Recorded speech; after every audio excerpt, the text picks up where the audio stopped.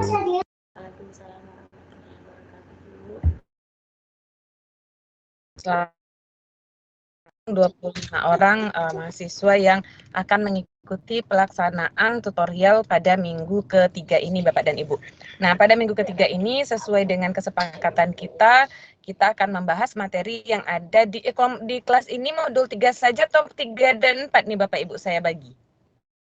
3 dan 4, Bu. 3 dan 4. Oke.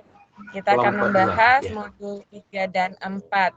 Baik Bapak Ibu, untuk mengefektifkan waktu saya langsung serahkan kepada kelompok. Untuk kelompok 2, teknisnya seperti ini Bapak dan Ibu. Kelompok 2 akan menyajikan dulu modul 3, kemudian buka sesi tanya jawab.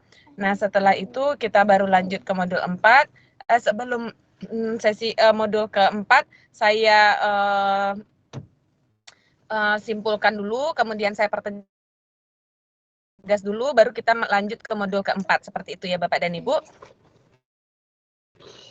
Oke, baik Bapak dan Ibu, untuk mengefektifkan waktu pelaksanaan perkuliahan, langsung saja saya serahkan kepada Bapak Ibu yang dari kelompok 2, Ibu Nari, Bu Polma, Bu Seril, tadi sudah izin karena ada sesuatu hal, dan Ibu Laiba. Kepada Bapak Ibu yang ada di kelompok, saya persilahkan. Bu, mohon maaf Bu. Iya Bu. Bu Sianti baru masuk ya Bu, dari tadi nggak bisa masuk Bu. Oh iya, tidak apa Bu. Oke Bu, silakan Bapak Ibu, kelompok 2. Baik, Ibu, terima kasih Bu buat kesempatannya. Kami dari kelompok 2. Selamat pagi teman-teman, salam sejahtera bagi kita semua. Kami dari kelompok 2 yang terdiri dari Ibu Malasari, Ibu Polmasi IT, Ibu Sehril Agniedela, dan saya sendiri Ibu Laiba Ernika Manalu. Hari ini kami akan menampilkan modul 3 dan 4, di mana modul 3 itu akan berbicara mengenai pendekatan, metode, dan teknik pembelajaran bahasa. Dan di modul 4 akan berbicara mengenai telaah, kurikulum, dan buku teks mata pelajaran bahasa Indonesia di sekolah dasar kelas rendah. Ya, untuk presentasi pertama dari modul 3 bisa dibacakan oleh Ibu Sehril. Silakan kepada Ibu Sehril. Assalamualaikum warahmatullahi wabarakatuh. Ada suara saya, Bu? Ada, Bu.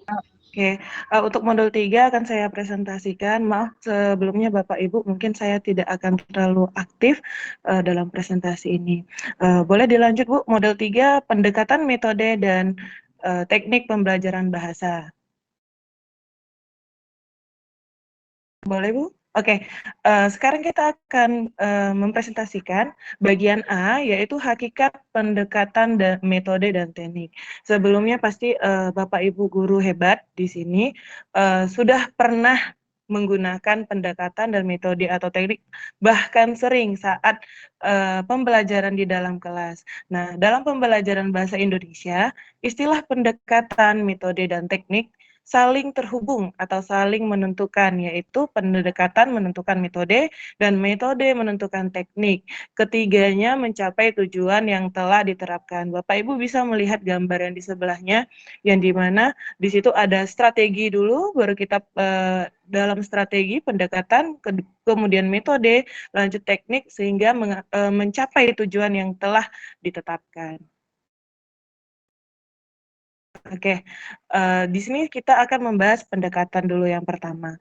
Pendekatan. Dalam pengajaran bahasa, pendekatan merupakan pandangan, filsafat, atau kepercayaan tentang hakikat bahasa, dan pengajaran bahasa yang diyakini kebenarannya oleh guru bahasa. Kemudian, ada yang namanya metode. Metode pada hakikatnya adalah suatu prosedur untuk mencapai suatu tujuan yang telah ditetapkan. Ada beberapa metode yang dapat dimanfaatkan dalam pembelajaran bahasa Indonesia di SD, yaitu direct method, natural method, reading method, dan electric method, yang menunjang pendekatan komunikatif yang berlaku dalam pembelajaran bahasa Indonesia sekarang. Kemudian ada teknik. Teknik adalah upaya guru, usaha-usaha guru atau cara-cara yang digunakan guru untuk mencapai tujuan langsung dalam pelaksanaan pembelajaran di dalam kelas pada saat itu.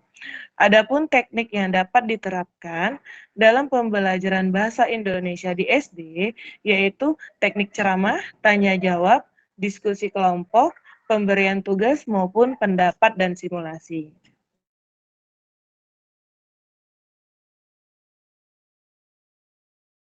Baik, Bu, untuk bisa dilanjutkan. KB2 dipersilakan kepada Ibu Polma.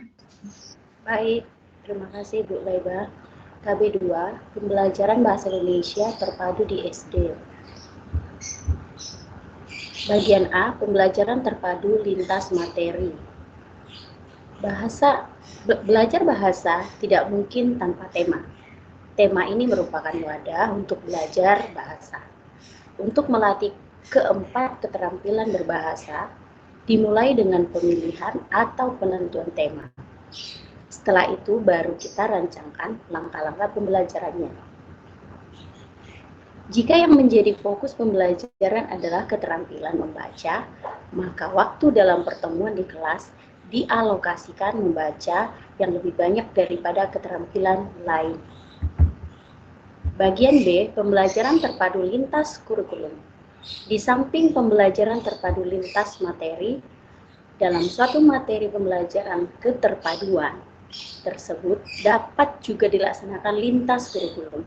Artinya, yang dipadukan di antara beberapa mata pelajaran, misalnya bahasa Indonesia dipadukan dengan sains.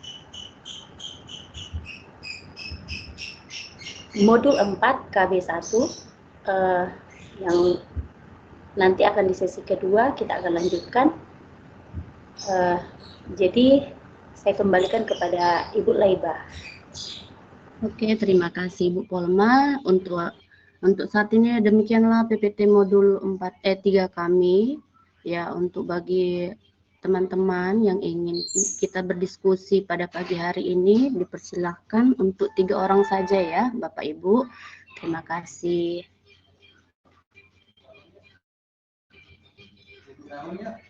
Oke, yang pertama dari Pak Ramlan. Silakan Bapak, pertanyaannya.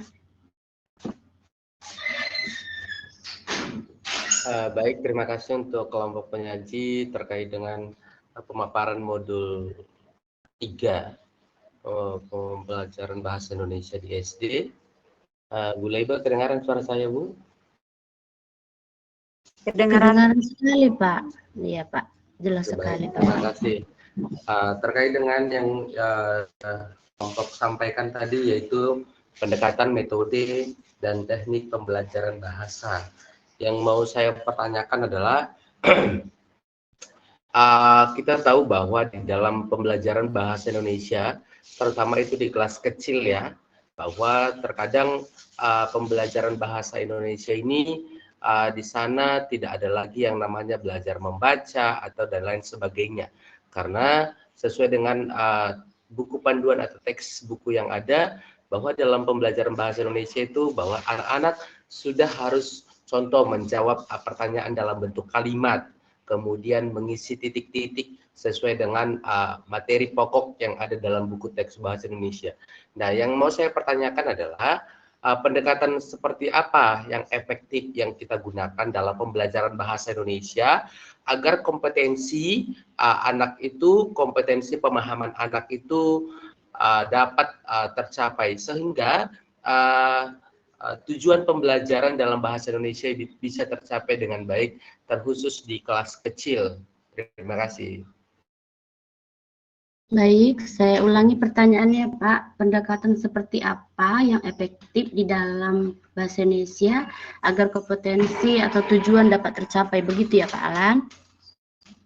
Betul sekali, Bu Laiba. Terima kasih. Baik, Pak. Bagi kelompok ada yang bersedia menjawab pertanyaan dari Pak Alan? Atau Bapak Ibu guru yang bisa memberikan masukannya? Kita ya. Pertanyaan dulu ya Bu Laiba.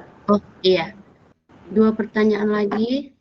Ada yang mau bertanya? Silakan Bapak Ibu. Oke, Pak Supandi, silakan Pak Supandi. baik Bu Leiba, terima kasih. Iya. Tadi disampaikan bahwa di dalam pendekatan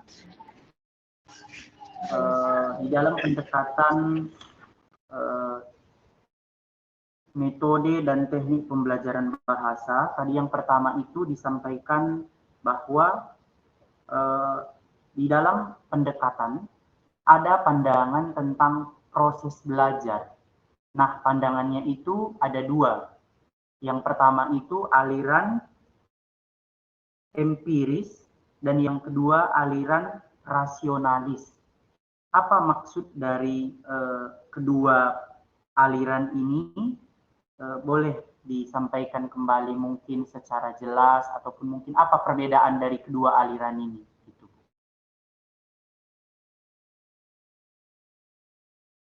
Baik, tadi pertanyaannya dalam pendekatan metode teknik bahasa Indonesia, di dalam pendekatan ada pendekatan proses belajar, aliran empiris, dan aliran apa tadi Pak?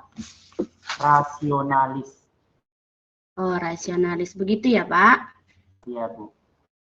Oke, satu penanya lagi. Oke, dari Ibu Hedi. Silakan Ibu Hedi.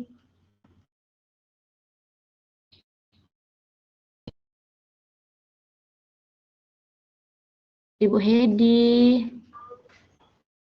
Masih belum Baik, Bu, Ibu masih Leiba, di terima kasih. Iya Bu. Terima kasih banyak buat Ibu Leiba. Yang pertanyaan pertama adalah ketika tadi mapar PPT pendekatan metode dan teknik pembelajaran bahasa. Satu, apakah metode-metode yang ada dalam pembelajaran, salah satu contoh metode PBL atau PJBL itu cocok nggak dipakai untuk pelajaran bahasa Indonesia? Yang kedua, penggunaan metode langsung dalam pembelajaran bahasa, penggunaan metode langsung dalam pengajaran bahasa menuntut agar semua aspek bahasa yang diberikan disajikan dalam bahasa yang diajarkan. Contohnya apa itu? Contohnya seperti apa? Bisa diberikan contoh nggak ya? Penggunaan metode langsung dalam pengajaran bahasa menuntut agar semua aspek bahasa yang diberikan disajikan dalam bahasa yang diajarkan. Saya belum tahu maksudnya contoh penggunaan metode langsung ini. Itu saja. Terima kasih. Ada 2 pertanyaan ya Bu Leiba. Nanti akan saya tulis di chat apabila Ibu Leiba tidak bisa mencatat pertanyaan saya supaya lebih mempersiapkan hasil diskusinya. Baik Bu Leiba. Terima kasih Bu Leiba. Terima kasih. Iya, sama-sama Bu Edi. Nanti boleh dicat ya Bu. Baik Bu, baik. Oke, bagi teman-teman kelompok 2 atau Bapak Ibu yang lain yang bantu menjawab, dipersilakan. Oke, baik. Terima kasih Bu Leiba. Saya akan mencoba untuk menjawab pertanyaan dari Pak Ramlan ya. Tadi pertanyaannya untuk anak kelas kecil ya Pak ya. Apa pendekatan yang baik? Karena kan nggak ada pembelajaran lagi. Langsung bertanya tentang satu kalimat atau mereka bisa langsung memahami dan bisa menjawab seperti itu ya Pak ya. Jadi kalau menurut saya Pak, dari yang modul yang ada ini yang saya dapat bisa kita pakai juga pembelajaran metodenya itu cooperative learning ya. Ya kita bisa misalnya membuat kelompok kecil, terus kalau misalnya contohnya kita mau menanyakan sesuatu hal pelajaran bahasa Indonesia itu tentang apa kesukaanmu. Nah, jadi mereka bisa saling berpendapat seperti itu dan bisa saling menjawab satu dengan yang lain. Nah, untuk cooperative learning bisa juga mungkin berbagai macam metode yang ada di modul kita juga boleh diambil salah satunya. Namun salah satunya yang saya bisa sampaikan untuk jawaban ini adalah pembelajaran cooperative learning, Pak. Bagaimana Pak Ramlan? Iya Bu, misalnya kan kita tahu bahwa terkait dengan di kelas 1 ini kan kendala yang mungkin sangat dihadapi oleh guru-guru gitu kan. Adalah ini yang belum mengerti, belum membaca, kemudian belum mengenal huruf, sedangkan tuntutan dari buku ataupun kurikulum terkait dengan yang ada itu adalah sangat jelas bahwa mereka harus bisa memahami gitu ya. Jadi tadi saya tentang pendekatan seperti apa. Kemudian untuk dalam guru dan teknik berkomunikasi seperti apa yang bisa digunakan sehingga anak-anak itu walaupun kita tahu bahwa pemahaman mereka itu secara penuh tidak bisa yang kita sampaikan itu secara penuh tidak mereka pahami secara penuh, tetapi teknik komunikasi apa yang bisa kita berikan sehingga anak yang kelas 1 ini terutama yang belum bisa membaca, belum mengenal huruf, ini benar-benar mereka bisa dapatkan seperti itu, Bu. Mungkin dalam teknik pembelajaran yang Ibu sampaikan tadi kan itu teknik pembelajaran atau metode pembelajarannya. Kalau ini kan lebih ke teknik berkomunikasinya seorang guru kelas itu terhadap kelas 1 gitu. Boleh Bu ditambahkan sedikit? Baik Pak, kalau pengalaman saya boleh berbagi pengalaman ya. Saya tekniknya sih bermain gitu ya. Anak-anak kelas kecil kan sukanya bermain ya, jadi diajak bermain, komunikasinya memang sih jiwanya bermain itu sangat banyak ya untuk anak-anak. Jadi buat dulu lingkaran, terus pendekatannya memang mau buat proyek juga boleh. Misalnya kita siapin alat peraganya suku kata. Nah, udah buat lingkaran seperti itu, suku katanya ya udah bisa buat tebak-tebakan seperti itu. Memang untuk anak kelas kecil sih menurut pendapat saya sendiri Pak, itu bermain ya. Jadi untuk komunikasinya yang enak dengan guru supaya klop, ya itu bermain.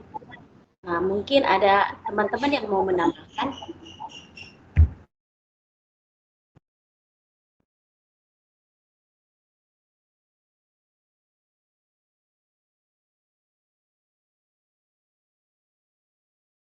Atau bagaimana dengan pendapat saya Pak Alan, masih mau disanggah atau masih kurang puas atau gimana?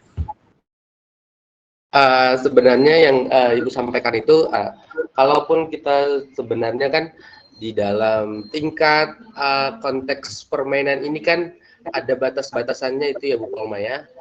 Kita tahu bahwa kalau dikatakan bermainnya yang seperti apa gitu. Kalau misalnya kita sampaikan kita bermain sambil belajar. Mungkin Ibu Palma sampaikan tadi bahwa ada beberapa kartu gitu. Jadi kalau misalnya contoh pembelajaran di kelas 1 itu apalah ya yang bisa saya agak ini pemahaman mereka contoh apalah saya bilang. Kalau mungkin bahasa Indonesia oke lah cocok sambil bermain kartu gitu. Kalau untuk pelajaran dibahas di kelas 1 itu apa namanya Bu? Tentang diri sendiri anak. Gitu.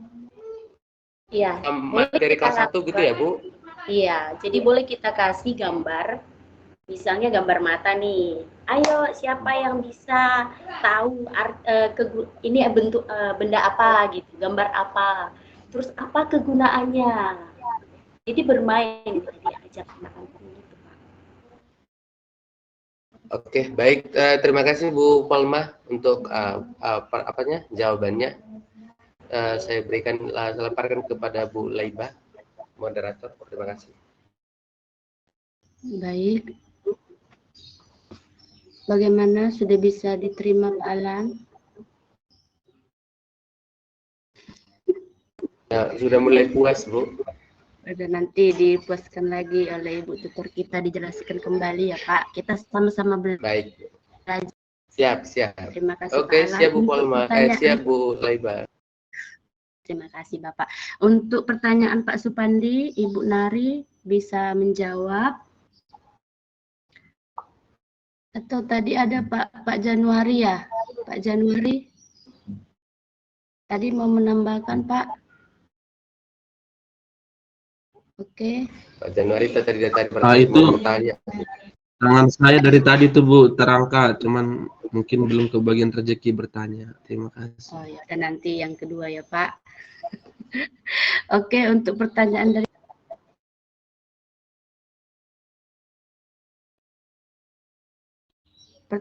dari Pak Supandi, ada yang bisa membantu Bapak Ibu untuk dia pendekatan aliran empiris dan rasionalis.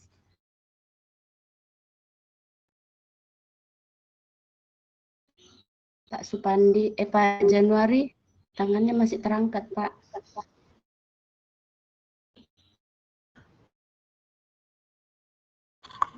Untuk sesi berikutnya Bu, kalau masih ada, kalau enggak nanti saya akan turunkan pelan-pelan diam-diam. Saya coba dulu ya Pak Supandi untuk menjawab yang Bapak tanya tadi tentang aliran empiris dan rasionalis.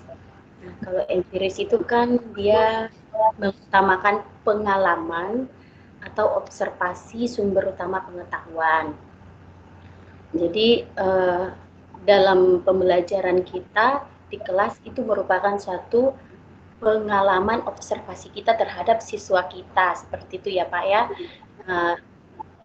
dari fisiknya ataupun dari data-data yang kita lihat mungkin ujian atau bahkan tanya jawab sehari-hari seperti itu terhadap anak.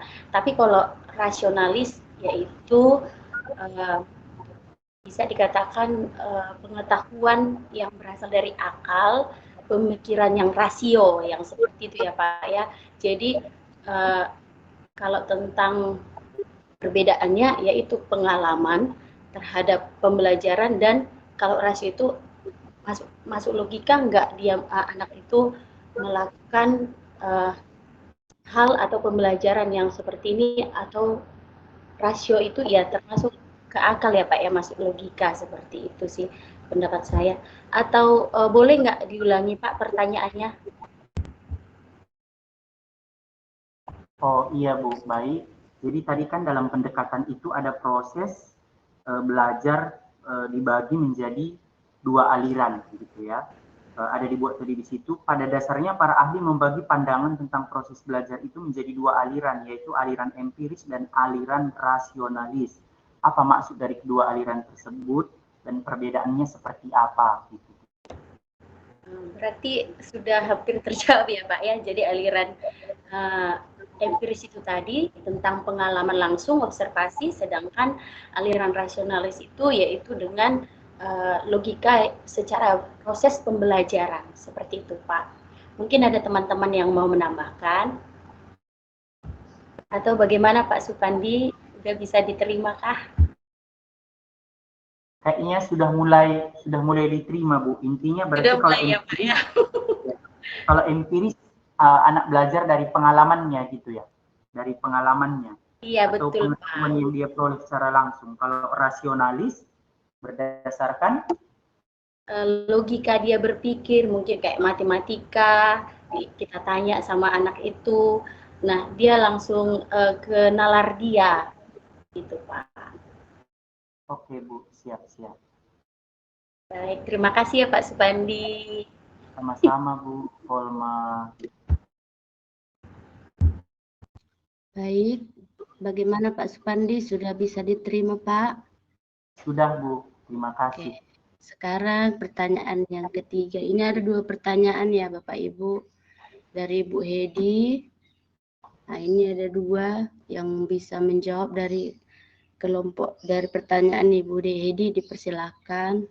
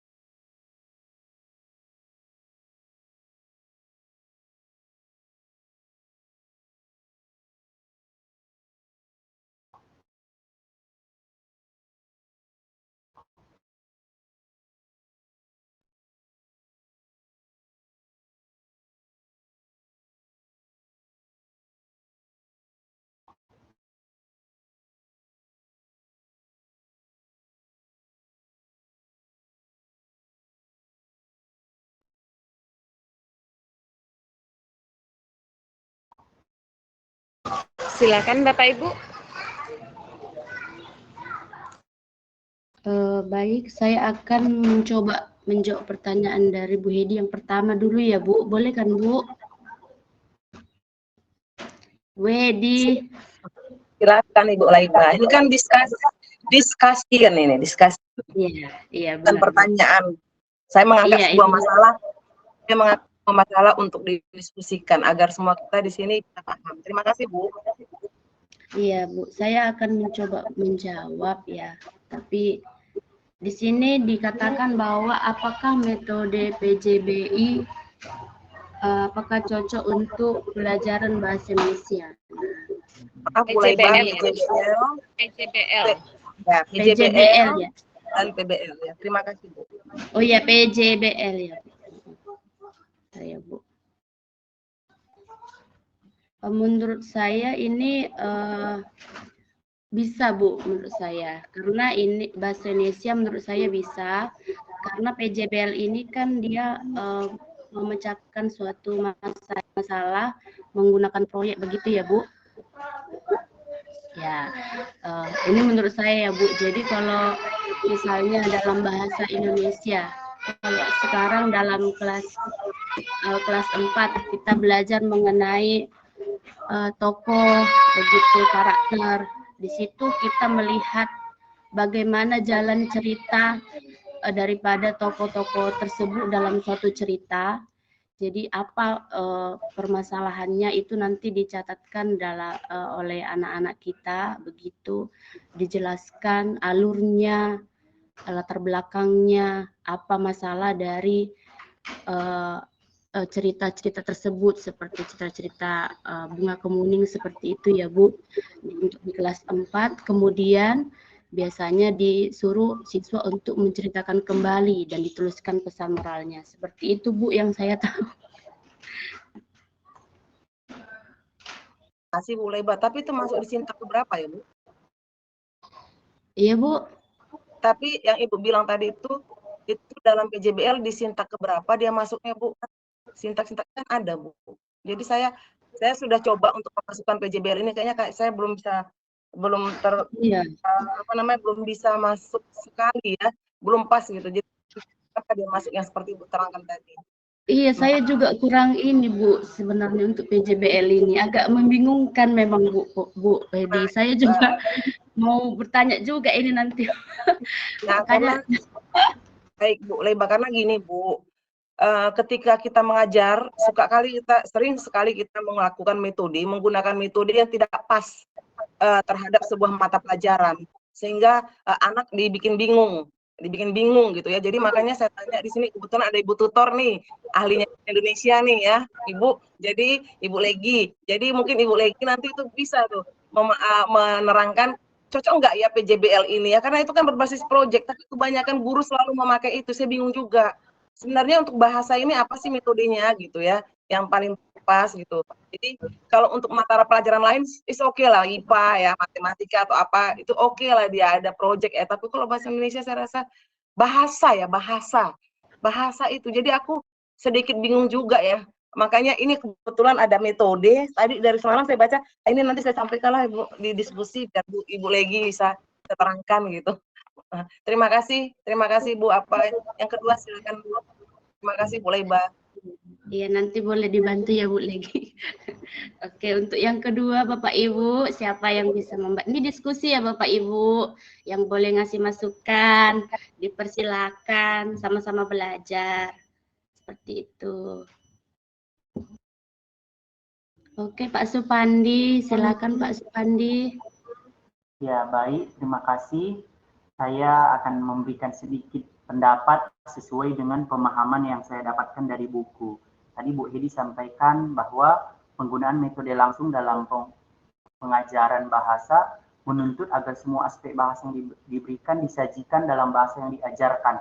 Nah, kita kan sudah tahu bahwa direct method atau metode langsung itu kan metode pengajaran bahasa yang di dalam pelaksanaannya itu guru langsung menggunakan bahasa sasaran. Nah, contohnya misalnya kita mengajarkan kepada anak pelajaran bahasa Indonesia, berarti kita menggunakan bahasa Indonesia.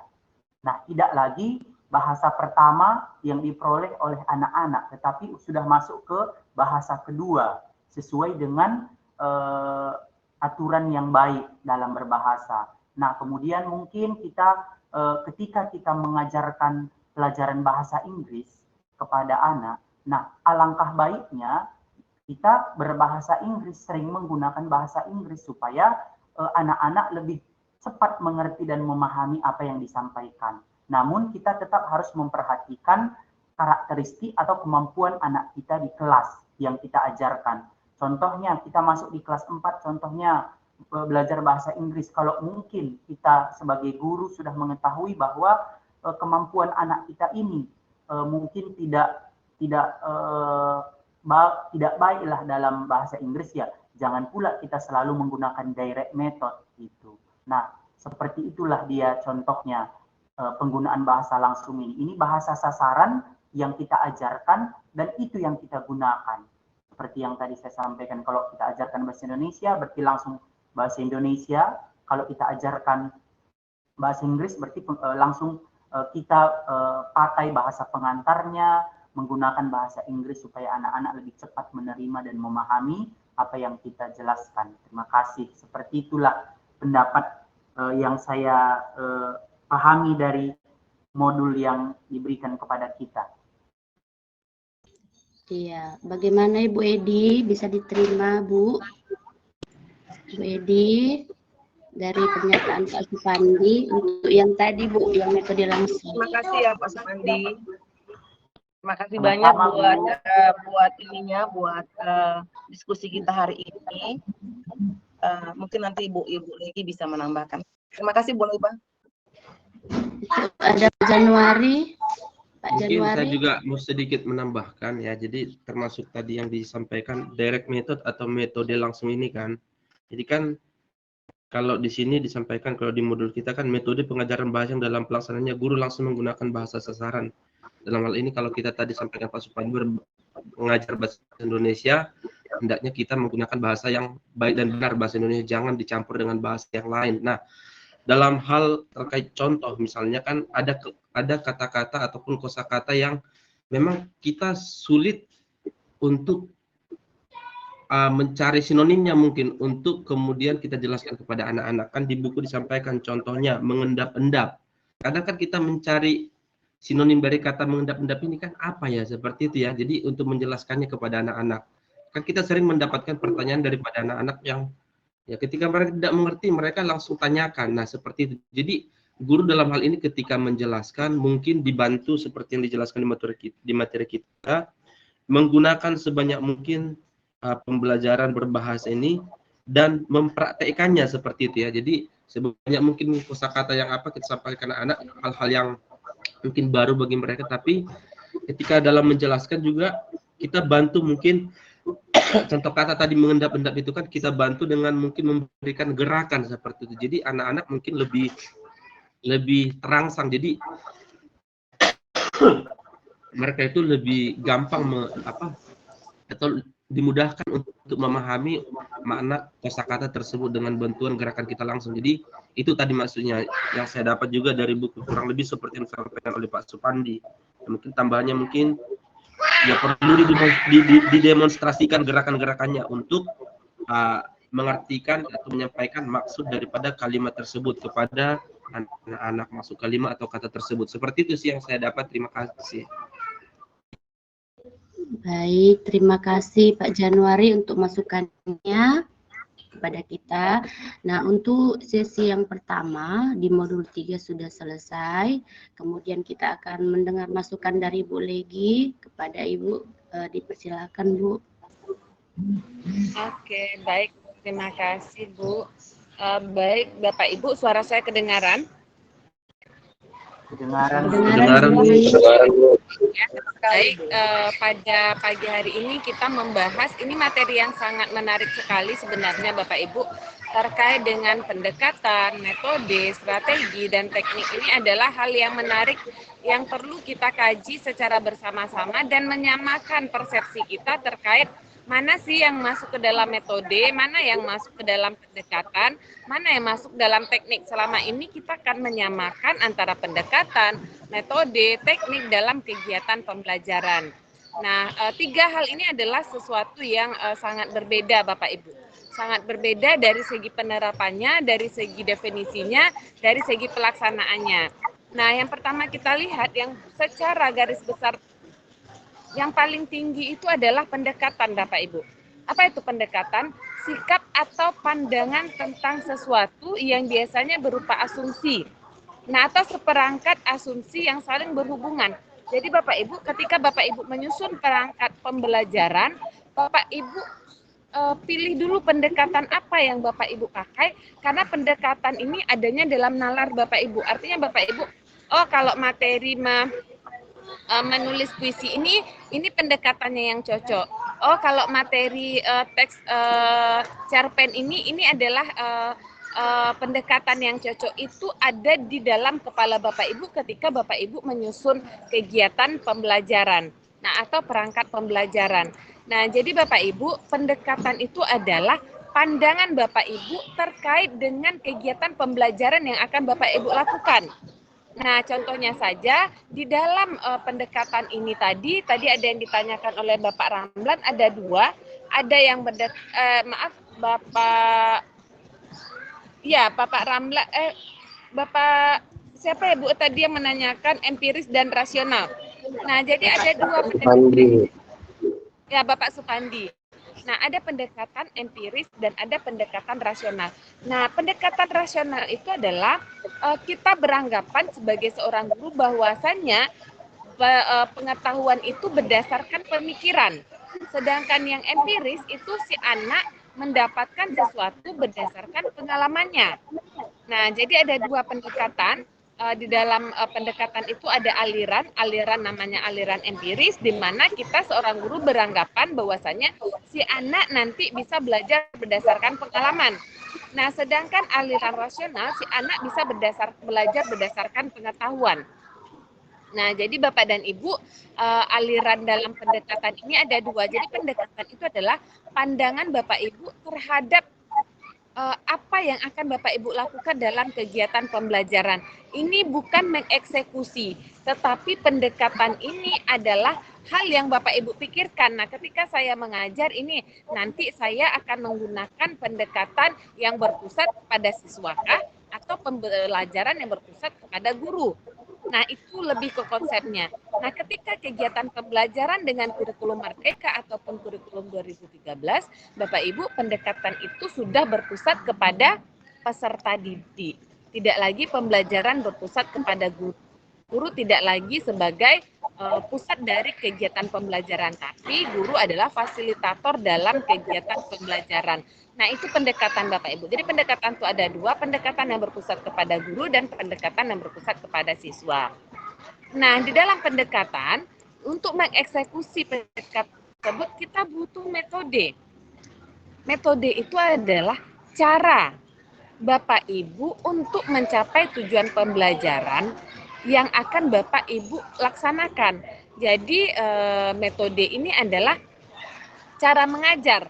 Sedangkan nanti teknik adalah untuk mengeksekusinya. Nah, jadi metode itu pada hakikatnya adalah apa yang Bapak Ibu lakukan ketika Bapak Ibu untuk mencapai tujuan pembelajaran ini. Bapak Ibu melakukan apa? Melakukan menentukan pemilihan bahan, kemudian urutan bahan, penyajian bahan, pengulangan bahan. Nah, jadi Bapak Ibu bisa memilih metode yang tepat untuk mengeksekusi pendekatan yang Bapak Ibu lakukan tadi. Nah, dari metode ini Bapak dan Ibu, dalam modul ini banyak jenis metode dalam pembelajaran bahasa. Jadi kita lebih spesifikkan ke dalam metode pembelajaran bahasa Indonesia ya Bapak Ibu. Ada yang pertama metode direct method atau metode langsung seperti yang ditanyakan Bu Hendy tadi. Bu Hendy menanyakan apa itu metode langsung. Nah, jadi metode langsung itu adalah dalam pengajaran bahasa Indonesia, guru langsung menerapkan, menggunakan seperti yang Bapak Ibu contohkan tadi, menerapkan langsung, kemudian melaksanakan atau mempraktekkan langsung bahasa yang dipergunakan dalam kegiatan pembelajaran. Nah, misalnya Bapak Ibu memberikan contoh kepada anak langsung menggunakan bahasa Indonesia yang baik dan benar. Nah, penggunaan metode langsung dalam pengajaran bahasa Indonesia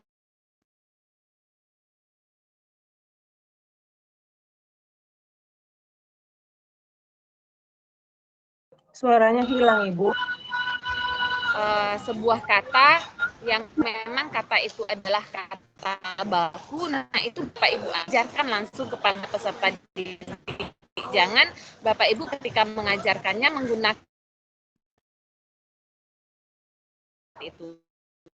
Pelajaran metode langsung di SD ini adalah di mana si anak pada saat penggunaan bahasa sasaran dalam bahasa Indonesia, nah dia sudah mendapatkan bahasa keduanya baik secara lisan maupun tulisan dalam berkomunikasi dengan baik. Nah, jadi Bapak Ibu pada metode langsung ini kita langsung mengajarkan bahasa kedua itu dengan baik dan benar. Nah, itu bahasa singkatnya.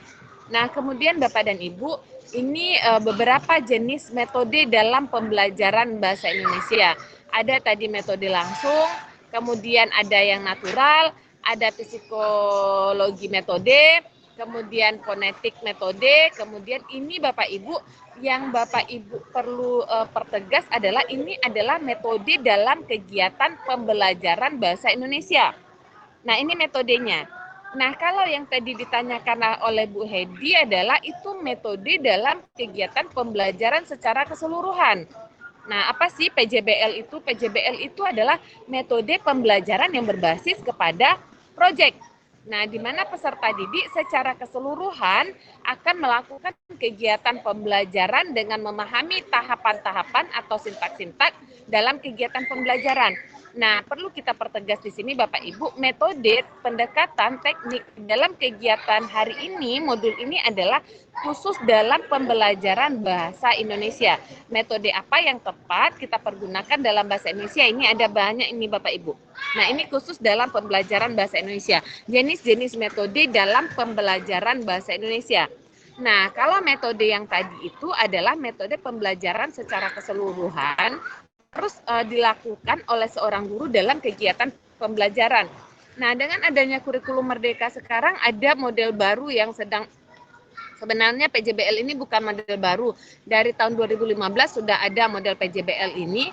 Nah, di mana di dalam model PJBL ini ada yang sama-sama Bapak Ibu harus ketahui ada sintak namanya. Sintak itu adalah tahapan yang akan dilakukan dalam kegiatan pembelajaran. Nah, jadi sebenarnya kalau metode secara umum ini adalah tempatnya mengeksekusi kegiatan pembelajaran. Nah, apa yang Bapak Ibu lakukan dalam kegiatan pembelajaran? Misalnya ketika Bapak Ibu menggunakan metode PJBL, apa yang Bapak Ibu lakukan sintaknya yang pertama? Bapak Ibu pertama membentuk dulu siswa ke dalam kelompok, kemudian ketika Bapak Ibu masuk ke dalam kelas, sintak pertamanya Bapak Ibu mengajukan pertanyaan terkait dengan minat siswa. Nah, ini pembelajaran berdiferensiasi. Nah, kemudian Bapak Ibu menyampaikan kegiatan pembelajaran kalau dalam kurikulum Merdeka, pertanyaan pemantik, kemudian Bapak Ibu sampaikan capaian pembelajarannya, tujuan pembelajarannya, kemudian Bapak Ibu sampaikan bahwasannya pada mata pelajaran bahasa Indonesia misalnya puisi. Dalam pembelajaran menulis puisi ini nanti kita akan menghasilkan kumpulan dari sebuah puisi. Masing-masing peserta didik akan membuat puisi berkaitan dengan apa yang diminati. Nah, setelah itu peserta didik membuat puisi berkaitan dengan apa yang diminati mereka, nanti kita kumpulkan tanggal ini. Nah, kemudian membuat jadwal aktivitas. Nah, jadi nanti kita akan keluar ruangan nih, mencari inspirasi, membuat puisi. Kemudian puisi ini dikerjakan dalam waktu 2 atau 3 hari. Kemudian dalam waktu 2-3 hari ini Bapak Ibu memonitor bagaimana hasil dari puisi yang sudah dibuat oleh siswa. Kemudian Bapak Ibu menilai, terakhir Bapak Ibu menilai hasil puisi tersebut. Nah, kemudian diberikan evaluasi terhadap puisi, kemudian puisi itu dikumpul, itulah yang menjadi proyek. Nah, jadi sebenarnya PJBL itu tidak rumit Bapak dan Ibu, kita bisa mengkondisikan sesuai dengan kemampuan siswa. PJBL itu bisa dipakai di perguruan tinggi, bisa dipakai oleh siswa SD, bisa dipakai oleh siswa SMP. Tergantung kebutuhan kita apa. Nah, kebutuhan kita apa dan model pembelajaran secara umum itu bisa atau namanya tahapan atau sintaknya itu bisa kita modifikasi sesuai dengan kebutuhan kita Bapak Ibu, asal jangan dihilangkan. Nah, jadi model PJBL itu bisa dipakai, Bu, di SD susah proyek, mungkin kalau untuk siswa kelas 1, kelas 2, mungkin siswa kelas 1 menuliskan kata-kata dalam kehidupan sehari-hari di kertas. Nah, itu bisa jadi proyek Bapak Ibu. Misalnya, anak-anak hari ini kita akan menuliskan bagian anggota tubuh. Nah, bagian anggota tubuh misalnya dalam bentuk kata misalnya, nah, itu proyeknya. Nah, Ibu tunggu ya, nanti 2 hari lagi, kemudian kita lihat perkembangannya. Proyek itu tidak rumit, Bapak Ibu. Nah, tergantung kita menyederhanakannya sesuai dengan kebutuhan. Nah, itu dia namanya pembelajaran berdiferensiasi, berdasarkan kebutuhan peserta didik Bapak Ibu. Jadi, tidak ada alasan, misalnya kalau kita menggunakan metode, Bu, kami tidak bisa PJBL karena siswa kelas 1 tidak, Bapak Ibu. Nah, jadi tidak serumit proyek yang Bapak Ibu bayangkan. Nah, jadi bisa aja proyeknya dia buat nama-nama anggota tubuh, nanti dia tampil ke depan. Dari proyek itu, dari tulisan siswa itu nanti Bapak Ibu bukukan atau Bapak Ibu tempel di dinding. Nah, itu sudah berupa proyek dalam kegiatan pembelajaran. Sehingga pembelajaran itu menarik di dalam kelas. Nah, tidak membosankan bagi peserta didik. Nah, itu pembelajaran yang dengan menggunakan model PJBL Bapak dan Ibu. Nah, kemudian itu ada metode dalam kegiatan pembelajaran. Nah, selain metode itu dalam kegiatan pembelajaran ada yang namanya teknik. Nah, teknik itu diterapkan ya seperti biasa, saya yakin Bapak Ibu sudah tahu ada teknik ceramah, ada tanya jawab, ada diskusi kelompok, ada pemberian tugas, ada ramu pendapat dan simulasi. Nah, itulah yang dinamakan teknik. Jadi, di dalam kegiatan pembelajaran yang paling tinggi itu adalah pendekatan. Kemudian di bawah pendekatan ada metode, ini khusus ke dalam pembelajaran bahasa Indonesia ya Bapak Ibu ya. Ada pendekatan, ada metode, kemudian ada teknik. Jadi dalam kegiatan pembelajaran, hal ini tidak bisa terlepas satu-satu. Semuanya saling berkaitan. Nah, itu Bapak Ibu terkait dengan materi yang ada di modul 3. Silakan Bapak Ibu ada pertanyaan terkait dengan apa yang sudah saya jelaskan tadi. Ya Bu, sedikit bertanya Bu. Oke, silakan Pak Ramlan. Ya, terkait yang Bu sampaikan tadi bahwa pendekatan, kemudian metode dan teknik. Nah, dalam pelaksanaannya kan ketika kita melaksanakan proses pembelajaran, secara gambaran yang paling gamblang kita lihat itu bahwa perbedaan antara pendekatan dan teknik itu yang mana Bu? Karena kan seperti kenyataannya bahwa terkadang guru itu lupa di mana yang namanya pendekatan, di mana yang namanya teknik gitu ketika dalam proses pembelajaran. Oke, baik Pak Ramlan. Nah, teknik itu adalah apa yang akan kita rencanakan. Nah, maaf, pendekatan itu apa yang kita rencanakan? Pendekatan itu dia hanya ada 2, Pak. Pendekatan yang berpusat kepada guru, pendekatan yang berpusat kepada siswa. Pendekatan itu berupa rancangan apa yang akan Bapak lakukan di dalam kelas. Nah, sedangkan teknik itu mengeksekusinya. Jadi untuk mengeksekusinya kita perlu teknik. Nah, pendekatan ini kita susun ketika kita merancang perangkat pembelajaran. Oh, materi saya terkait dengan membaca cepat. Nah, berarti pembelajaran ini berpusat kepada peserta didik. Pendekatan itu hanya ada 2, Pak. Pendekatan yang berpusat kepada peserta didik dan pendekatan yang berpusat kepada guru. Nah, biasanya yang sering salah itu adalah teknik dan metode. Nah, teknik dan metode itu biasanya. Nah, intinya untuk membedakan itu, untuk mengeksekusinya, untuk menjalankannya di dalam kelas itu kita pergunakan adalah metode. Nah, jadi metode itu untuk mengeksekusi nih, dari Bapak sudah rancang, oh hari ini saya akan menulis puisi, berarti pendekatannya berpusat kepada si peserta didik. Nah, berarti saya nanti menggunakan metode PJBL dengan teknik diskusi misalnya.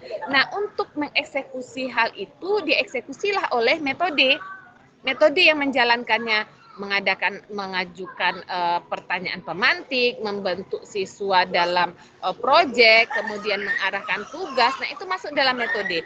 Teknik itu dia mengeksekusi, misalnya ada diskusi, ada simulasi. Nah, lebih ke seperti itu. Jadi metode itu mengeksekusi kegiatan pembelajaran. Sedangkan teknik adalah bagian dari metode tersebut. Nah, misalnya di dalam metode tersebut kita PJBL berbasis proyek, tapi kita buat dalam bentuk kelompok. Nah, itu masuk tekniknya, teknik belajar secara kelompok. Nah, seperti itu. Oke, baik Bagaimana, Bu, Pak terima Ramlan? kasih Bu. Ya, baik, terima Oke, kasih Bu baik. Legi untuk penjelasannya. Ya, silakan Bapak Ibu. Ada pertanyaan sebelum kita masuk ke sesi kedua. Oke, Pak Januari, silakan Pak.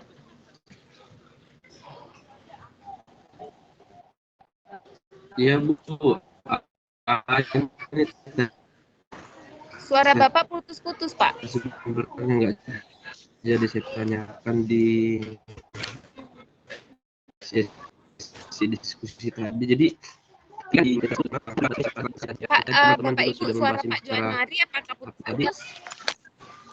Ya, Bu. Pak Januari suara saya nggak jelas dan putus-putus. Tes 1 2 udah Bu, kedengaran Bu? Sudah. Oke, baik Bu. Tadi di slide juga tadi ini pertanyaan saya tadi yang nggak sempat saya tanyakan karena tadi memang ada teman-teman yang sudah bertanya duluan. Jadi begini Bu, tadi disampaikan di slide ya bahwasanya Ibu juga tadi singgung juga sedikit terkait strategi. Jadi ada pendekatan, metode dan teknik. Nanti ini arahnya untuk mencapai tujuan pembelajaran seperti itu ya. Nah, Ya. ini gimana Bu ketika katakanlah tujuan pembelajaran itu tidak tercapai padahal kita sudah menerapkan strategi ini. Nah, pertanyaannya adalah apakah strategi ini yang 3 ini saja atau mungkin ada strategi yang di luar ini sehingga memang ketika kita belajar sesuatu itu dalam pembelajaran bahasa Indonesia mungkin kita mendapat tujuan yang maksimal. Jadi Suara Pak Januari putus-putus, Pak. strateginya tidak melulu mungkin Pak. hanya yang 3 ini atau mungkin apa ya seperti Boleh dimatikan kamera nggak, Pak? Soalnya suaranya masih putus-putus. Suara Bapak Januari nggak jelas. Oke Bu, saya ketik aja Bu. Pak. Oke Bu, saya ketik aja Bu. Oke, baik Pak. Saya bisa menangkap bahwasannya kalau kita sudah rancang sedemikian rupa, ternyata tujuan pembelajaran tidak tercapai. Nah, apa yang menyebabkan hal itu dan bagaimana solusinya itu yang bisa saya tangkap ya Pak ya. Nah, Bapak Ibu.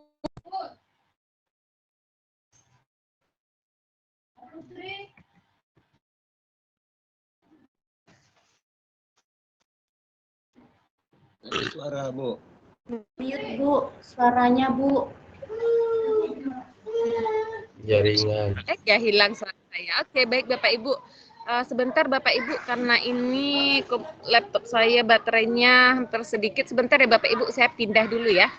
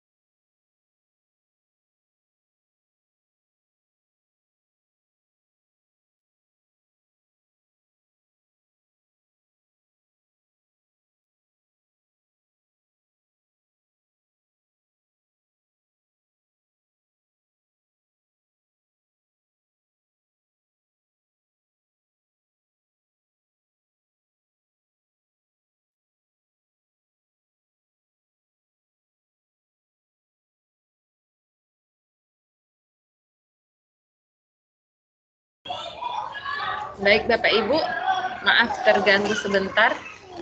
Jadi Bapak Ibu, dalam kegiatan pembelajaran, kok gambar saya gelap ya?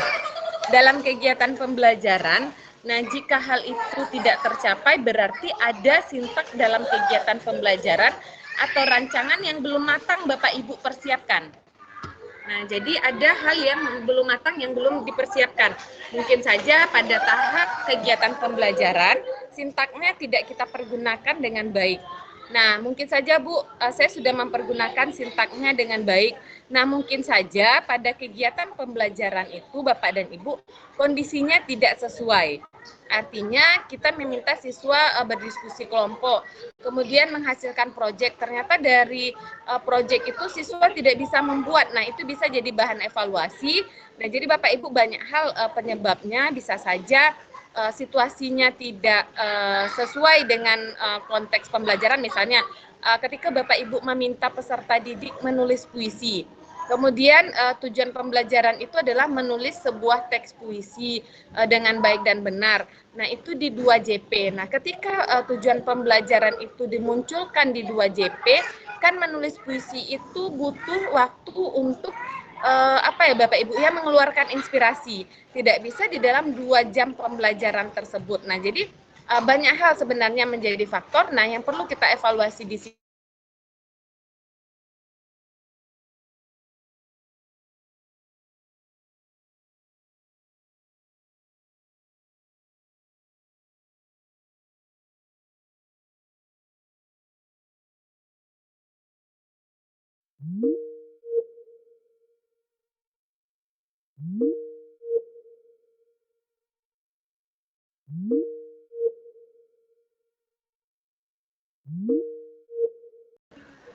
Kondisi peserta didik Bapak dan Ibu. Jadi untuk mencapai tujuan pembelajaran itu tercapai atau tidaknya strategi yang sudah Bapak Ibu siapkan itu lihat berdasarkan kondisi peserta didiknya. Tidak sama misalnya di kelas A kita menggunakan nih pendekatan ini model PJBL, belum tentu di kelas B itu bisa berhasil.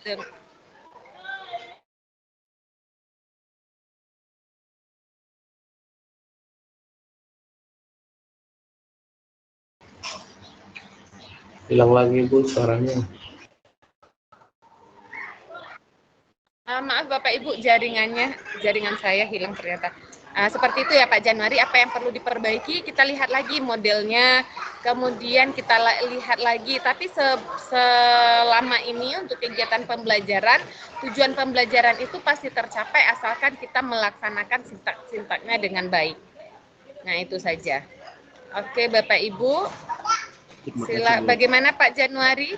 Suara saya jelas Bapak Ibu? Mungkin ada agak sedikit ribut ya? Sudah kedengaran Bu. Sudah Bu, jelas Bu, jelas. Jelas Ibu. Oke, baik Bapak Ibu, untuk sesi 1 ini kita cukupkan dulu, kita lanjut kepada sesi kedua. Saya persilakan kepada kelompok untuk menyajikan kembali materi yang ada di modul 4. Silakan Bu. Baik, terima kasih Bu Legi. Sekarang kita masuk ke modul 4, KB1 Pendidikan Bahasa Indonesia di SD. Next lagi Bu Polma. Kita masuk ke hakikat kurikulum. Ada terdiri dari pengertian kurikulum, fungsi dan tujuan kurikulum, komponen-komponen kurikulum. Kita masuk ke pengertian kurikulum. Kata kurikulum ini berasal dari bahasa Yunani yang berarti jarak yang harus ditempuh. Kalau di dalam dunia pendidikan ini diartikan sebagai sejumlah mata pelajaran tertentu yang harus ditempuh atau sejumlah pengetahuan yang harus dikuasai untuk mencapai tujuan tingkat atau ijazah. Itu menurut Nasution pada tahun 1986. Dewasa ini kurikulum juga diartikan sebagai segala sesuatu yang berhubungan dengan upaya pendidikan. Nah, kita masuk ke kurikulum menurut Undang-Undang Pendidikan Nomor 2 Tahun 1989 disebutkan bahwa kurikulum adalah seperangkat rencana dan pengaturan mengenai isi dan bahan pelajaran serta cara yang digunakan sebagai pedoman penyelenggaraan kegiatan belajar mengajar. Secara umum, Goodlet ragam kurikulum dalam Kaber 1988 membedakan 5 jenis kurikulum. Yang pertama itu adalah kurikulum ideal, yang kedua adalah kurikulum formal, yang ketiga adalah kurikulum bayangan, yang keempat adalah kurikulum operasional, yang kelima adalah kurikulum pengalaman. B. Fungsi dan tujuan kurikulum. Bagi sekolah, fungsi kurikulum dapat dibedakan menjadi 2, yaitu yang pertama, bagi sekolah yang bersangkutan, yaitu berfungsi sebagai alat untuk mencapai tujuan, kemudian pedoman bagi guru dalam menyusun dan mengorganisasikan pengalaman belajar siswa, serta sebagai pedoman mengevaluasi perkembangan siswa. Kemudian pedoman supervisi bagi kepala sekolah, yaitu untuk memperbaiki menciptakan situasi belajar yang baik dan membantu guru memperbaiki situasi belajar, serta sebagai pedoman dalam pengembangan kurikulum. Kemudian kurikulum bagi sekolah, yang pertama untuk keseimbangan proses pendidikan, yang kedua menyiapkan tenaga baru.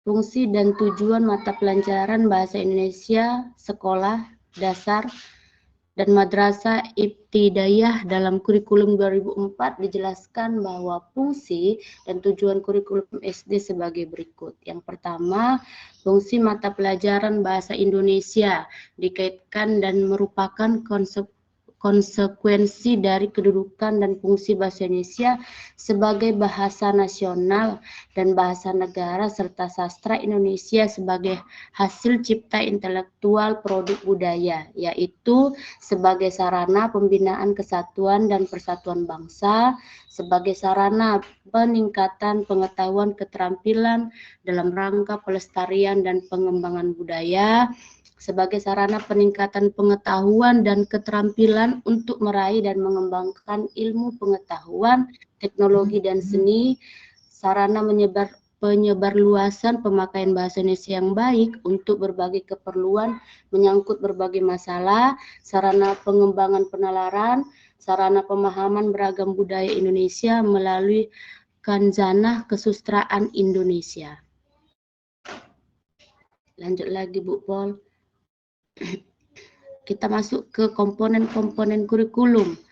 Dalam buku acuan pengembangan kurikulum 2004 disebutkan bahwa kurikulum berbasis kompetensi merupakan kerangka inti yang memiliki 4 komponen. Kurikulum dan hasil belajar. Kurikulum berbasis kompetensi terdiri dari kurikulum dan hasil belajar, pengelolaan kurikulum berbasis sekolah, penilaian berbasis kelas, kegiatan belajar mengajar. Untuk kegiatan belajar 2, dipersilakan ke Ibu Nari. Terima kasih Ibu Leba dan Bu Polma dan Bu Sheryl. Baik, kegiatan belajar 2 yaitu tentang aspek-aspek pembelajaran bahasa.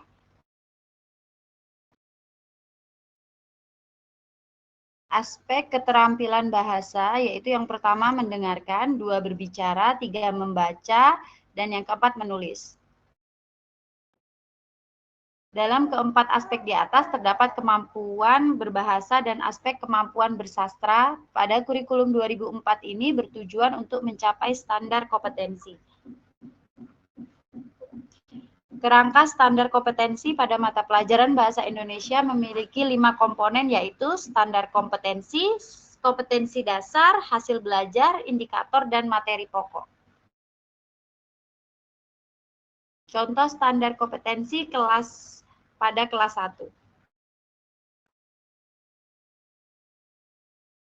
Yang pertama yaitu mendengarkan. Standar kompetensi mampu mendengarkan dan memahami ragam wacana lisan melalui mendengarkan berbagai bunyi atau suara dan bunyi bahasa, mendengarkan dan melakukan suatu sesuai dengan perintah, dan mendengarkan deskripsi tentang benda-benda di sekitar serta mendengarkan dongeng.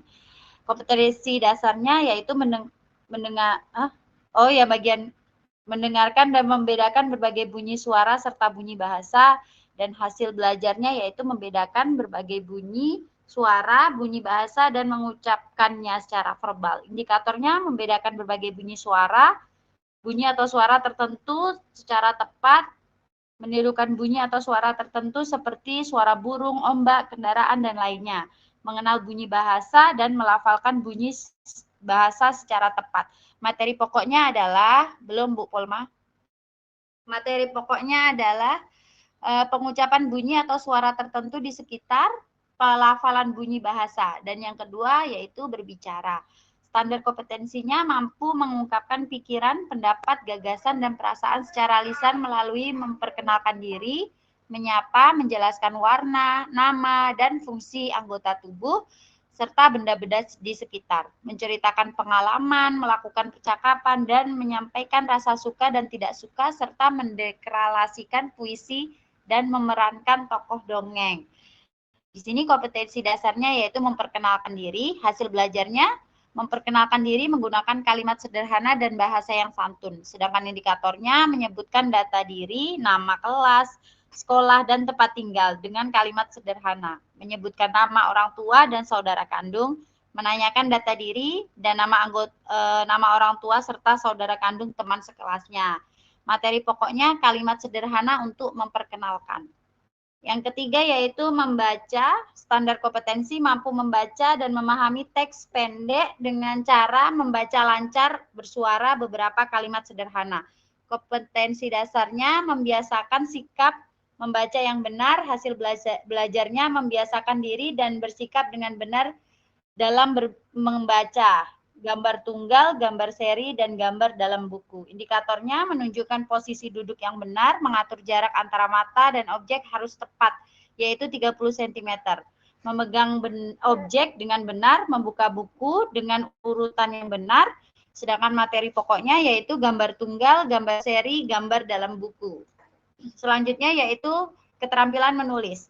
Standar kompetensinya mampu menulis beberapa kalimat yang dibuat sendiri dengan huruf lepas dan huruf sambung, menulis kalimat yang didikte guru, dan menulis rapi menggunakan huruf sambung. KD-nya yaitu membiasakan sikap menulis yang benar, memegang dan menggunakan alat tulis. Hasil belajarnya bersikap dengan benar dalam menulis garis putus-putus, garis lurus, garis lengkung, lingkaran, garis membentuk huruf, sedangkan indikatornya menggerakkan telunjuk untuk membuat berbagai bentuk garis dan lingkaran, memegang alat tulis dan menggunakannya dengan benar, serta mewarnai. Materi pokoknya yaitu garis putus-putus, garis lurus, garis lengkung, lingkaran, garis pembentuk huruf.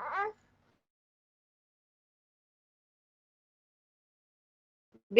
Perpaduan antar aspek dalam pembelajaran.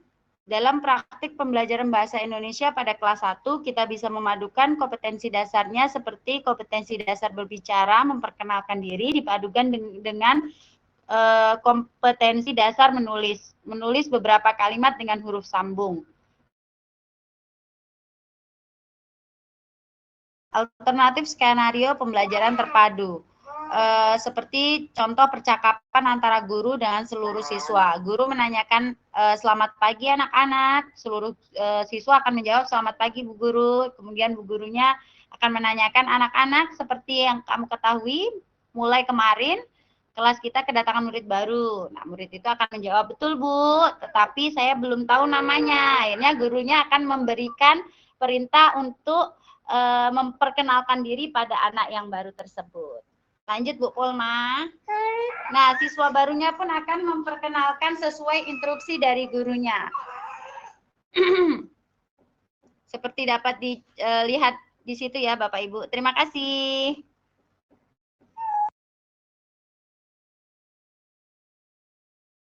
Baik, demikian PPT untuk modul 4 kepada Bapak Ibu.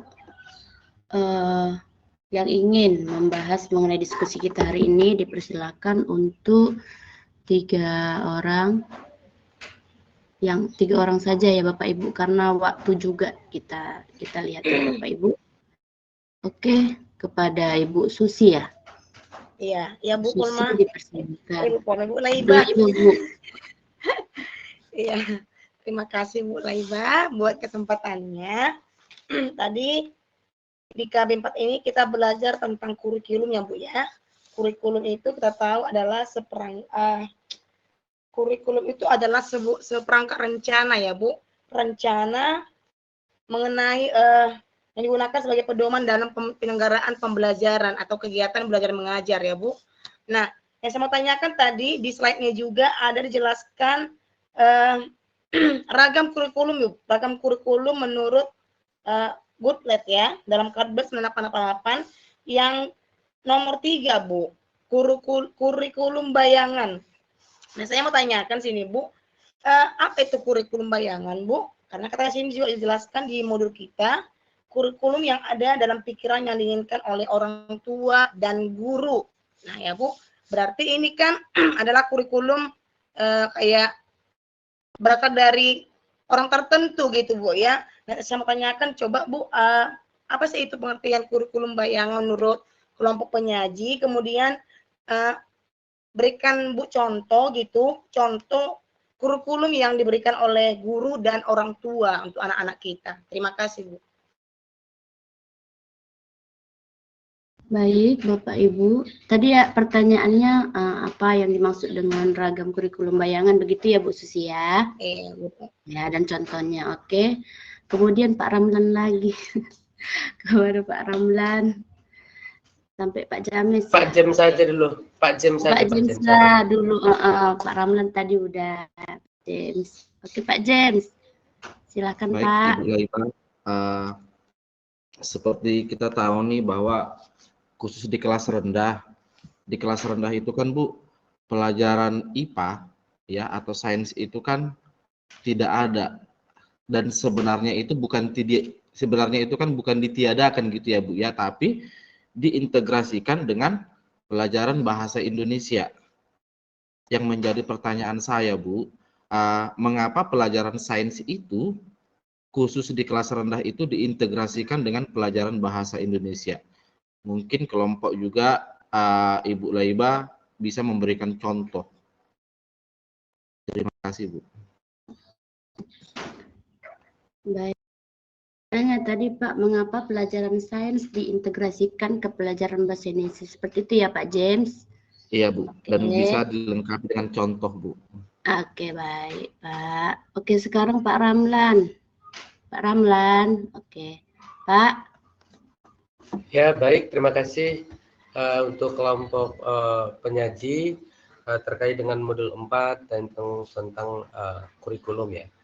Yang mau saya tanyakan yaitu adalah apa saja yang dilakukan seorang guru dalam mengembangkan kemampuan melaksanakan kurikulum sehingga ketika kurikulum itu dilaksanakan ada kalanya kurikulum itu bisa berjalan dengan baik dan ada kalanya terkadang kurikulum itu yang membuat sesuatu terhadap guru itu ada yang memikirkan bahwa semakin kurikulum itu semakin rumit. Ada yang menyatakan kurikulum itu semakin menyenangkan gitu. Jadi apa yang bisa dilakukan seorang guru dalam mengembangkan kemampuan pelaksanaan kurikulum gitu. Terima kasih. Pertanyaannya apa saja yang dilakukan seorang guru dalam kurikulum agar kurikulum itu berjalan dengan baik, begitu ya Pak Alan? Oke. Ya. Untuk ada pertanyaan dari Bu Susi, Pak James dan Pak Ramlan kepada kelompok. Dan Bapak Ibu dipersilakan yang bisa menjawab, bantu menjawab ya. Oke, baik. Bu Laiba, saya akan mencoba untuk menjawab pertanyaan dari Bu Susi ya. Nah, jadi seperti yang di KB1 memang ada dari Goodlet di modul kita membedakan 5 jenis kurikulum. Kurikulum ideal itu dia dicerminkan pengetahuan yang diakomodasi berzaman-zaman. Jadi yang kedua formal itu yang disahkan oleh pemerintah, dan yang ketiga itu bayangan yang Ibu Susi tanyakan, dan yang 4 operasional dan kurikulum pengalaman. Jadi bayangan itu seperti halnya kita seorang guru membuat suatu kerangka kerja. Ya, kayak yang dibuatnya apa pendahuluan, inti, sampai ke penutup. Nah, jadi sebelum kita membuat itu kan bisa kita dibayangkan apa nanti yang akan dikerjakan seperti teknisnya yang seperti yang disampaikan Ibu tutor kita tadi ya. Jadi untuk pembelajarannya itu kita bisa membayangkan kerangka kerja kita yang akan kita rancang itu seperti apa. Begitu Bu Susi. Bagaimana kira-kira Bu Susi? Apa sudah terjawab? Bu Susi. Bu Susinya nggak ada ya?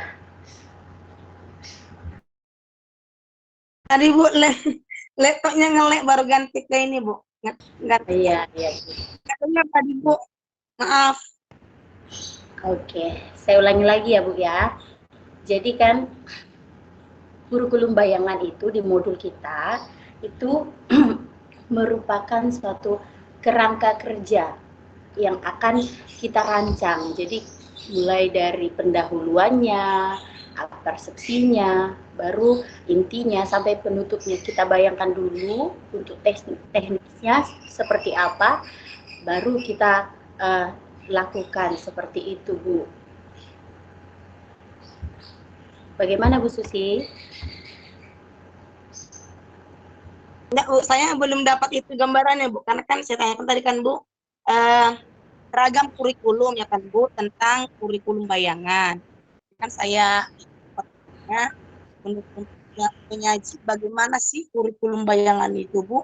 Nah, karena di modul kan bilang Bu bahwa kurikulum bayangan ialah kurikulum yang ada dalam pikiran orang tua dan guru. Bagaimana apa Bu ya? Spesifiknya gitu Bu, spesifik atau apa ya? Aktualisasinya dalam anak-anak kita gitu Bu. Kurikulum yang ada dari orang tua kita, kurikulum yang ada dari guru sendiri Bu. Ya, misalnya seperti ini ya Bu ya. Seperti halnya mungkin orang tua juga mengajar anak-anaknya di rumah. Jadi kurikulum itu seperti apa, bukunya dilihat dulu, mereka akan belajar seperti apa, dan terutama untuk guru ya dibilangnya. Jadi kita bisa merancangkan seperti RPP Bu. Nah kalau untuk orang tua kan, oh pasti nanti misalnya untuk anak kelas 3 tentang dongeng misalnya ya. Jadi orang tua anak saya nanti bisa menjadi bisa berdongeng atau berkreasi tentang cerita seperti itu untuk hal yang teknis simple seperti itu. Bagaimana Bu Susi?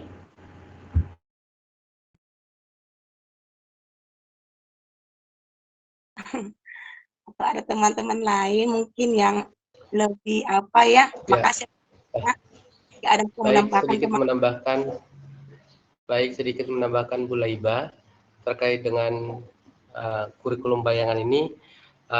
Dikatakan dalam buku bahwa itu adalah menurut pandangan seseorang bahwa dalam kurikulum itu dia ada 5 jenis kurikulum. Nah, seperti yang ditanyakan oleh Bu Susi tadi bahwa seperti apa sih kurikulum bayangan itu dan contohnya. Nah, menurut saya bahwa kurikulum bayangan itu adalah sesuatu yang ada dalam pikiran yang diinginkan oleh orang tua. Nah, ketika misalnya seorang anak sudah masuk ke dalam suatu sekolah gitu kan, berarti dia harus mengikuti kurikulum yang ada yang ditentukan oleh sekolah tersebut. Tetapi pemikiran orang tua itu pengennya bahwa kurikulum itu maunya seperti ini gitu. Jadi di dalam kata apanya dalam kata disampaikan di sini bahwa hasil sampingan atau dari pendidikan atau latar sekolah yang di luar sekolah, khususnya hasil yang dipelajari yang tidak tersurat yang dicantumkan dalam contoh dalam undang-undang. Jadi itu hanya bayangan orang tua, anak saya maunya seperti inilah, kan itu tadi disampaikan bahwa itu hanya pemikiran orang tua pengennya lah kurikulum seperti ini gitu. Tetapi kan kenyataannya dia tidak bisa menerima bahwa kurikulum itu harus seperti itu, dan guru juga kalau kita katakan merdeka, kurikulum merdeka kan itu memang sudah tersurat gitu dari misalnya dari pusat. Tetapi kalau yang bayangan ini, orang tua dan guru itu hanya bisa membayangkan dan pengennya seperti ini untuk pelaksanaannya, maunya seperti ini. Tapi kan itu tidak tersurat. Yang itu hanya dalam proses pemikiran saja, yang tidak bisa dilaksanakan langsung oleh kita sendiri. Karena itu kan tidak ada tersuratnya di dalam contoh dalam undang-undang. Jadi itu hanya proses pemikiran saja. Kan ketika misalnya Bu Susi kan jadi orang tua nih, Bu Susi kan seorang orang tua nih. Nah di dalam sekolah kan pasti gurunya minta begini. Nah rupanya pemikiran Bu Susi itu tidak seperti yang disampaikan oleh gurunya. Jadi kan Bu Susi kan bisa menyampaikan pendapatnya, tetapi kan itu tidak bisa dilaksanakan karena tidak tersurat dalam atau tidak tersirat dalam yang dituangkan dalam kurikulum. Mungkin itu yang bisa saya tambahkan. Terima kasih. Iya, terima kasih Pak Ramlan. Yang lebih itu Bu ya, lebih paham sih saya Pak dengan yang Bapak katakan. Terus kalau untuk guru sendiri itu apa Pak? Tadi kan orang tua. Kalau untuk guru sendiri apa itu Pak? Untuk guru sama lah Bu, ketika kita juga kan misalnya kita di sekolah, misalnya yang disampaikan bahwa di sekolah itu melaksanakan kurikulum seperti ini. Kok ini kurikulum terlalu ribet sih? Kan itu kan pembayangan kita, maunya lah kurikulum seperti ini. Itu kan bisa kita sampaikan misalnya kepada kepala sekolah. Tetapi kan kepala sekolah itu kan tetap menegung prinsip bahwa dia hanya melaksanakan yang tersurat, yang dari contoh yang dari pusat gitu. Jadi itu hanya bayangan saja, bayangan pemikiran guru dan orang tua. Sama sih ketika kita orang tua itu punya bayangan seperti ini, guru juga punya bayangan seperti itu. Tetapi itu tidak bisa dilaksanakan secara keinginan kita, tetapi tetap dilaksanakan yang sudah tersurat. Begitulah Bu Susi kira-kira, nanti diluruskan oleh Bu Legi. Terima kasih. Berarti Pak, oke Pak, makasih banyak ya Pak. Berarti memang kurikulum bayangan ini belum tentu teraplikasi ya Pak ya di dalam pembelajaran gitu. Betul. Iya, itu kan menurut karena itu nanti menurut pemandangan orang saja. Menurut para ahli lagu itu Bu Susi. Terima kasih Pak Alan, terima kasih Bu Kolma. Sama-sama. Bagaimana Bu Susi, bisa diterima Bu? Oke, sekarang kita lanjut ke dari pertanyaan Pak James ya. Nah, ini pertanyaannya mengenai rendah pelajaran sains tidak kenapa kelas rendah tidak ada pelajaran sains ya, begitu ya Pak James? Oke, saya akan mencoba menjawab ya. Kalau untuk kurikulum merdeka nanti boleh dijelaskan yang guru-guru penggerak Bapak Ibu. Kalau kurikulum merdeka saya rasa sekarang sudah ada atau saya nggak tahu, sudah ada pelajaran sains ya, IPAS kelas 1 sudah ada ya? Sudah saya rasa sudah ada ya.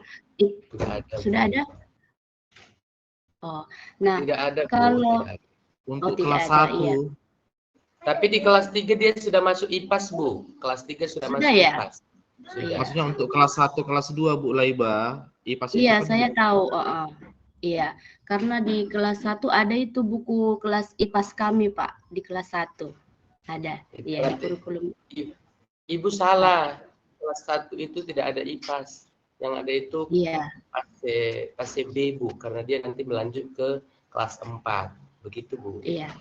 Iya, memang pada umumnya itu IPAS itu tidak tidak ada di kelas 1, 2, 3. Itu dimasukkan ke bahasa Indonesia. Kemarin saya ada lihat teks dari kelas 3 ya, kelas 1, 2. Itu mereka IPAS-nya itu dimasukkan ke bahasa Indonesia berupa teks. Jadi ada contohnya seperti kalau kelas 3 dia seperti apa namanya? Perkembangbiakan begitu ya. Itu ada teksnya, kemudian informasi apa yang didapat di dalam teks. Nah, kenapa di kelas 1, 2 dan 3 bahkan tidak ada pelajaran IPAS? Itu karena kalau kelas 1, 2 Pak James itu kan mempelajari secara universal, tidak secara detail. Kenapa? Karena anak-anak kelas 1, 2 itu masih diajarkan untuk poin-poin yang besar-besar saja, seperti kayak bagian-bagian tubuh, apa-apa aja. Nah, untuk di kelas 4, 5, 6, itu sudah mulai detail, bagian telinga apa saja. Jadi, untuk kelas 1, 2, kalau kita langsung ajarkan mengenai sains itu, mungkin terlalu berat untuk mereka. Jadi, itu diterapkan hanya di kelas 4, 5, 6 saja. Kelas 3 sudah mulai ya untuk kurikulum merdeka ini. Nanti boleh dijelaskan untuk guru penggerak ya Bapak Ibu. Begitu Pak James. Bagaimana Pak James? Berarti intinya Bu Laiba di kelas rendah 1, 2 itu ya mungkin ya kayak memerlukan pengalaman-pengalaman langsung ya Bu ya, yang mungkin levelnya Pak, level dari ya. Oke, terima kasih Bu Laiba. Iya, sama-sama Pak James. Untuk pertanyaan yang ketiga, Bapak Ibu, ini dari Pak Ramlan ini, kurikulum merdeka. Ayo Bapak Ibu. Pertanyaan Pak Ramlan.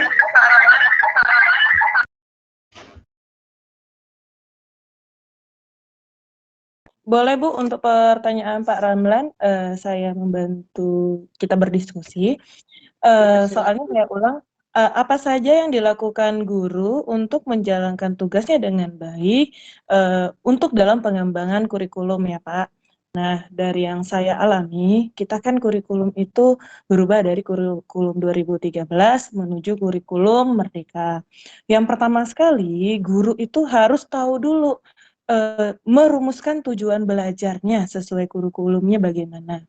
Kemudian memilih kegiatan pembelajarannya yang baik, dalam pembelajaran itu seperti apa. Kemudian kita mengevaluasinya. Nah, contoh, kalau pada kurikulum 2013 kita lebih menanamkan karakter pada siswa.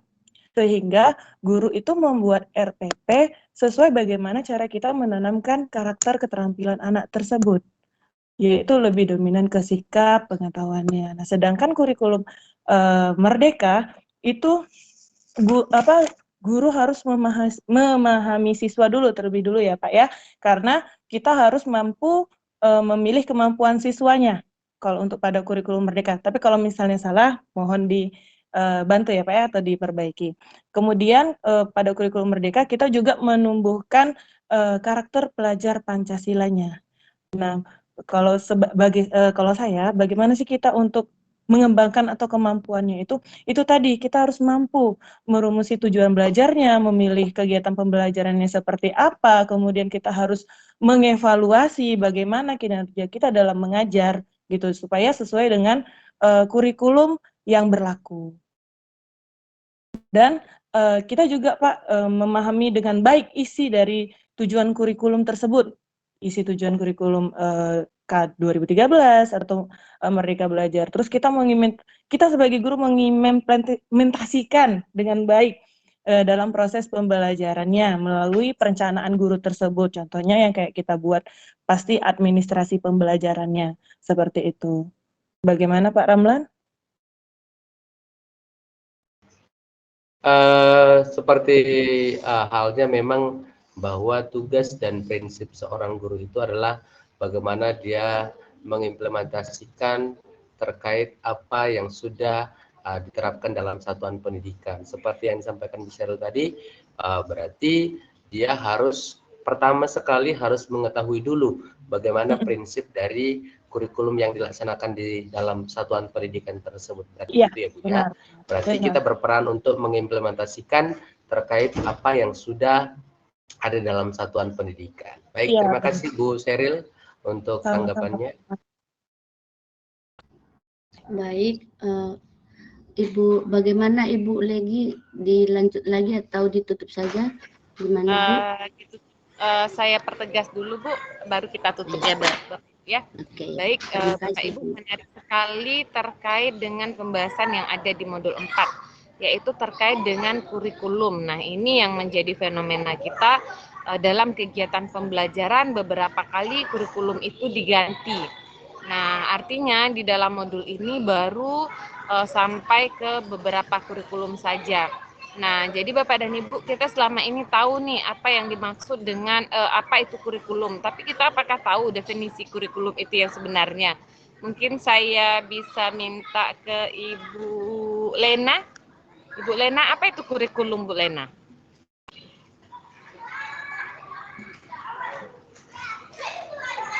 Ibu Lena ada?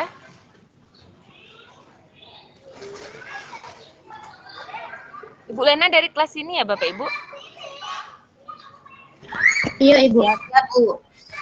Oke, Ibu Lena silakan.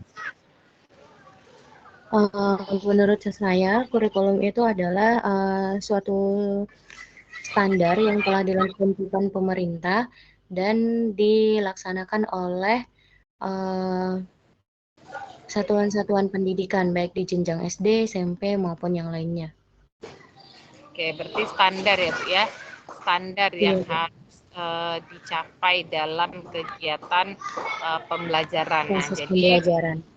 Oke, baik, terima kasih, Bu. Nah, jadi kurikulum ini adalah rambu-rambunya kita, Bapak Ibu. Nah, jadi kurikulum itu adalah rencana pelajaran di sekolah. Nah, jadi selama Bapak Ibu berada di sekolah, apa yang akan Bapak Ibu lakukan? Nah, itu Bapak Ibu rujuk kepada kurikulum. Nah, berdasarkan Undang-Undang Nomor 2 Tahun 1989, kurikulum itu adalah seperangkat rencana dan pengaturan mengenai isi, bahan pelajaran, serta cara yang digunakan sebagai pedoman menyelenggarakan kegiatan belajar mengajar, Bapak dan Ibu. Jadi ini adalah rencana, kemudian di situ ada peraturan, apa yang akan diajarkan, berapa alokasi waktunya, itu diatur dalam kurikulum. Nah, itu diatur dalam kurikulum. Nah, kemudian kurikulum ini Bapak Ibu berganti dari tahun ke tahun. Nah, ada yang namanya kurikulum berbasis kompetensi. Nah, itu memasuk pada kompetensi yang dibakukan dan bagaimana cara menyesuaikan dengan kemampuan daerahnya masing-masing. Ini lebih ke daerahnya. Kemudian ada kurikulum setelah KBK, kurikulum apa Bapak Ibu? CBSA, Bu. Ada CBSA. KTSP. Nah, KTSP itu adalah kurikulum satuan pendidikan yang hampir sama, berbasis kepada kedaerahannya. Kemudian ada kurikulum 2013, ada kurikulum, sekarang ada kurikulum Merdeka. Nah, sebenarnya Bapak Ibu, tujuan kurikulum itu sama, hanya saja kita harus mengikuti sesuai dengan perkembangan zaman, bahwasanya ada hal-hal yang perlu dibenahi dan ada hal-hal yang perlu diperbaiki. Kemudian fungsi kurikulum itu tujuannya adalah sebagai pedoman bagi Bapak Ibu dalam menyelenggarakan pendidikan. Nah, jadi Bapak Ibu dalam kegiatan pendidikan itu apa saja yang akan Bapak Ibu lakukan, apa yang diajarkan, apa yang harus disiapkan, itu disusun di dalam kurikulum. Nah, tadi ada pertanyaan yang menarik sekali, apa itu kurikulum bayangan? Jadi beberapa definisi diberikan oleh ahli, kemudian ada salah satu ahli yang menyatakan ada ini yang dimaksud dengan kurikulum bayangan. Nah, ada kurikulum ideal. Nah, kurikulum oleh ahli dan guru. Kemudian kurikulum formal, kurikulum yang disetujui oleh pemerintah, kurikulum bayangan. Kurikulum bayangan ini lebih sifatnya kepada apa sih yang diinginkan oleh orang tua, yang ada dalam pikiran guru, saya maunya seperti ini. Yang diinginkan oleh orang tua, saya maunya seperti ini. Nah, itu dia yang dimaksud tadi dengan kurikulum bayangan itu, Bapak dan Ibu. Jadi Bapak dan Ibu, kurikulum bayangan ini dia tidak hadir dan tidak ada, tapi bagaimana pemikiran Bapak Ibu, apa sebenarnya yang Bapak Ibu inginkan, itu dia maksudnya dengan kurikulum bayangan ini. Nah, itu yang dapat saya pertegas, semuanya sudah dijelaskan oleh Bapak dan Ibu dengan baik dan jelas sekali terkait dengan materi yang ada pada yang disampaikan oleh kelompok 2. Silakan Bapak Ibu, apakah ada pertanyaan?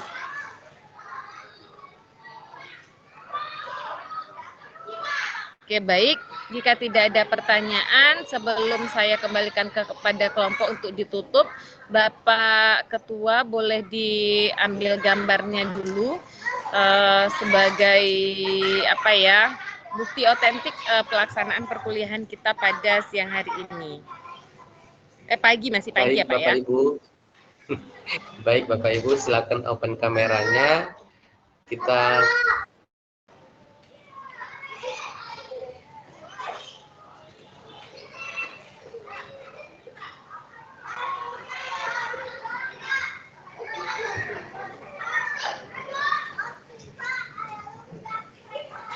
Oke, Pak Ramlan.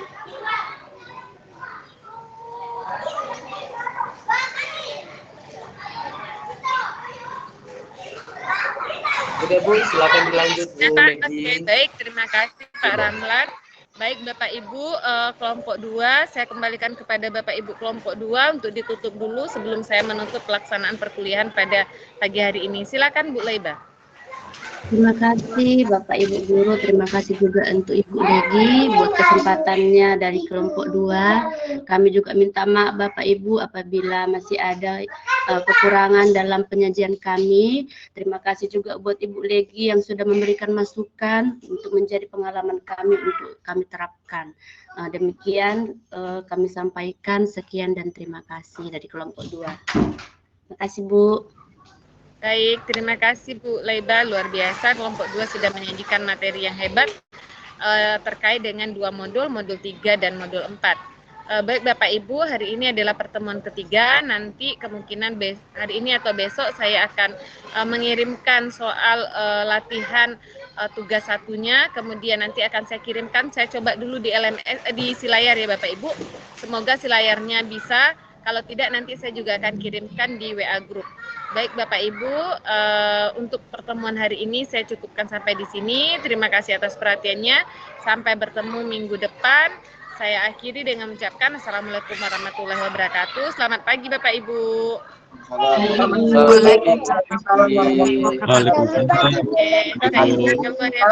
Terima kasih. Sama-sama. Izin